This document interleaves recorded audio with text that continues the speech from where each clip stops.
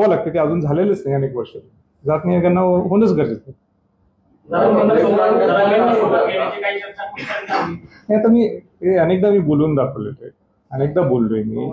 की मनोज जरांगे पाटलांचा उद्देश आणि माझा उद्देश हा काही वेगळा नाहीये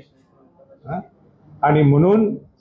त्यांच्याशीच मी चर्चा केली चर्चा सकारात्मक झालेली आहे त्यांना एकच मी त्यांना विनंती ही केलेली आहे की तुम्ही उमेदवार जे देणार किंवा तुम्हाला उमेदवार द्यायचे नाही द्यायचे तो त्यांचा प्रश्न आहे पण पाडण्यापेक्षा आपण निवडून कसं आणू शकतो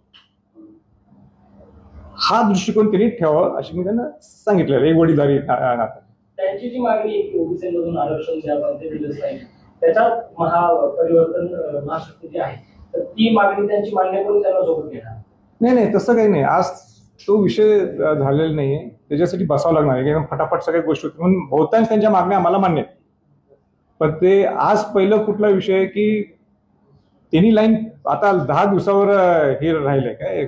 आचारसंहिता त्यामुळे त्यांनी ठरवावं लागलंय की आता हे विषय आता काही सुटत नाही आता विषय कुठं सुटणार आहेत हे सत्तेत आल्यानंतर सुटणार आहेत तर त्यांनी कशा पद्धतीने यायचं म्हणजे ते आमच्यावर येणार आहेत किंवा परस्पर ते कॅन्डिडेट उभा करणार आहेत ती लाईन त्यांनी ठरवावं लागेल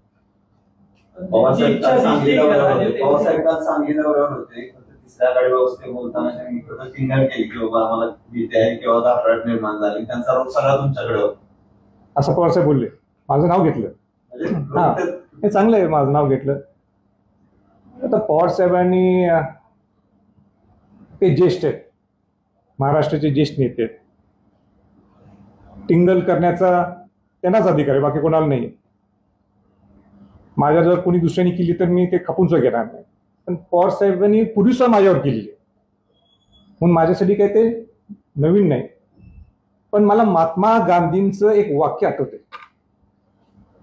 महात्मा गांधी काय म्हणतात पहिल्यांदा ते तुम्हाला दुर्लक्ष करतील पहिल्यांदा तुम्हाला दुर्लक्ष करतील मग ते तुमच्यावर हसतील मग ते तुमच्यावर लढतील आणि मग तुम्ही जिंकाल आणि म्हणून मी महात्मा गांधीजींनी जे वाक्य रचना इतकी छान पद्धतीने मांडलेली आहे त्या महात्मा गांधीजींच्या विचाराने आम्ही पुढे चाललोय